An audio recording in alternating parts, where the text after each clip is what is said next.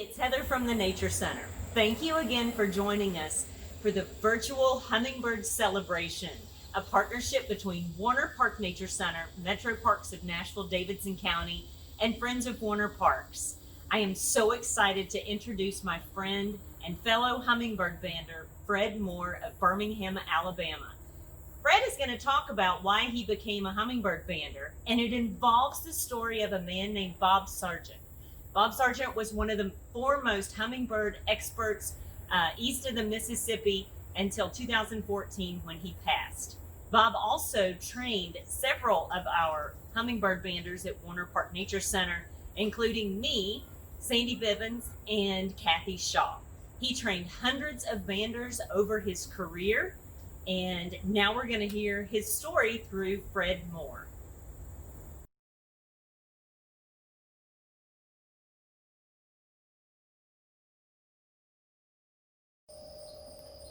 Hi, my name's Fred Moore. Heather asked me to say a few words that might be slightly entertaining, but we'll see how that goes.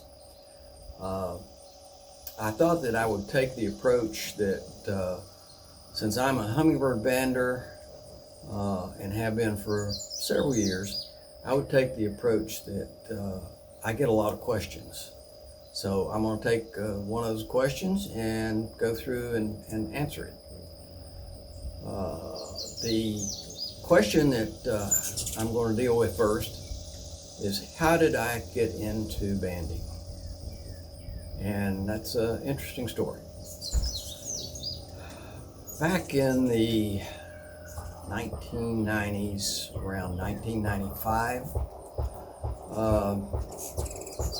Bob Sargent, who was well known for his efforts in hummingbird banding, was doing lectures in the mid-90s to encourage people to leave out feeders so that in the wintertime you could possibly attract wintering hummingbirds. Well, went to one of his lectures. I didn't know Bob at the time. He was a perfect stranger to me. And in his lecture, he put forth his theory about how the birds migrate into the southeast in the wintertime and encourage putting out feeders. So I went home and I says, I can do that.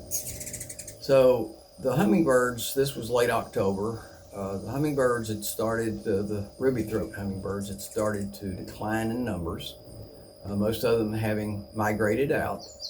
And so I left a couple of feeders out, one on each end of the house, basically, areas that I could see the feeders pretty easily. And the effort yielded almost immediately results. So on October the 25th, I was looking out at the feeders, and I noticed that instead of ruby-throated hummingbirds, I had two hummingbirds that were different. They were not ruby-throats. I didn't know what they were. I was unfamiliar at that time with western hummingbirds.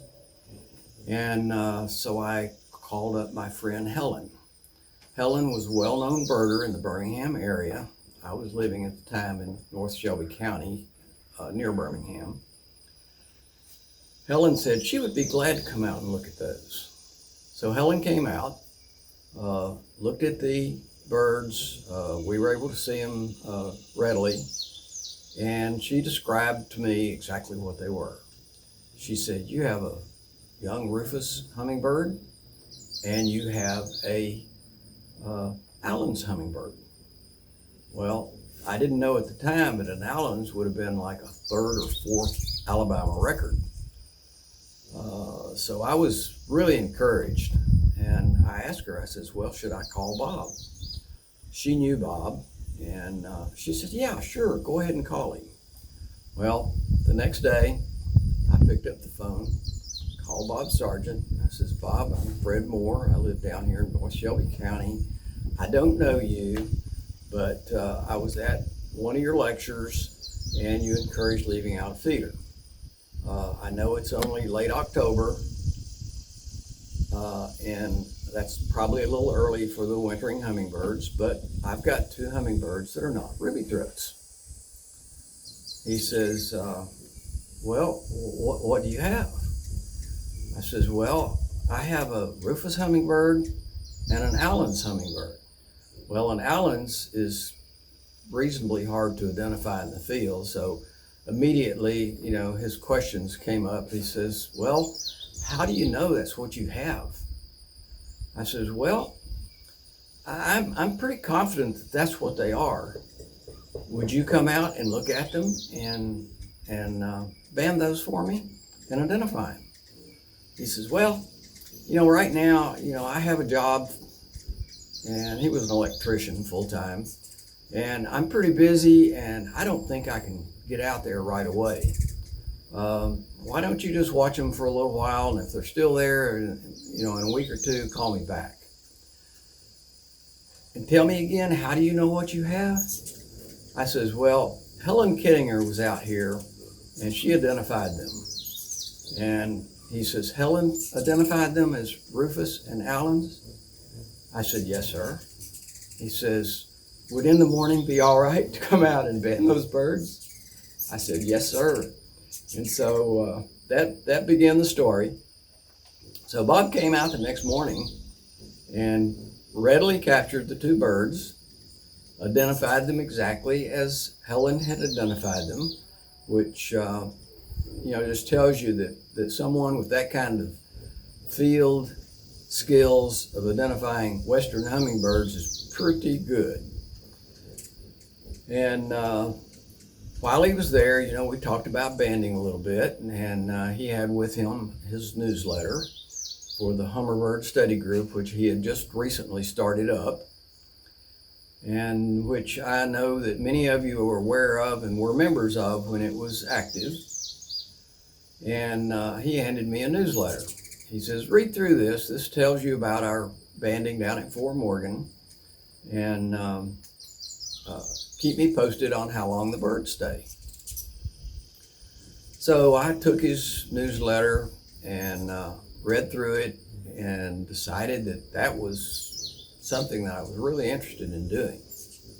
So I called him back up and I says, Bob, I see that you're going to be doing spring banding at Fort Morgan in April, and I would like to come down and begin to learn something about the process. He says, well, we have plenty of crew members right now. We don't need anybody else on the crew, but this is open to the public, and you're more than welcome to come down on your own and witness what we're doing. I said, okay. And so made my plans, went down there, went into the banding site, reintroduced myself, and said, I'm here, I want to learn about your banding. He says, well, just hang out. We'll have birds all during the day, and you can begin to learn what we're doing. I says, okay, thank you.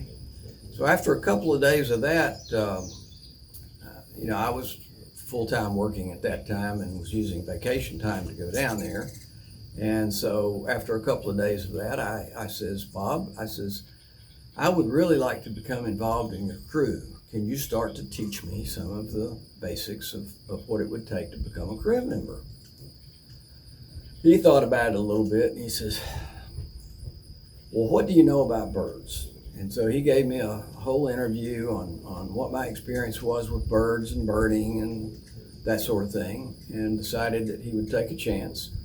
And he says, well, I can teach you to help us out in the facet of taking birds out of the net.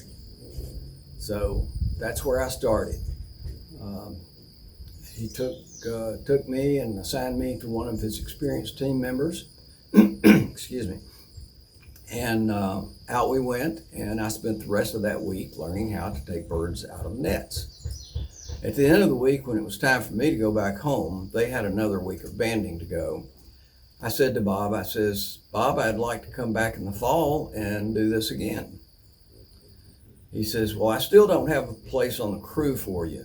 If you want to come down at your own expense and participate, I'll be glad to have you help take birds out. I said, thank you.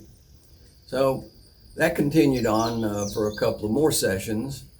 And finally he saw that I had a few skills and I got along with people pretty well. and was beginning to contribute. And another thing that he liked was somebody that he could depend on, somebody that he knew would be there when they said they would be there. So after about 3 sessions, he began to teach me more things about banding, and I began to get to handle birds at the table. We put our data in on computer at that time, so I was a data handler for a while. And after about 4 or 5 sessions, he says, "Okay, you want to try to band a bird?" "Yes, sir." And so we began the process. And that's just to let you know, to learn how to band birds is a long, drawn-out process. It requires a lot of experience, a lot of training, and you don't go to the federal government and say, "I want a permit," and get one. You have to have this background of training and experience under the tutelage of somebody that really knows what they're doing. So that's the basic story of how I got into banding. Thank you.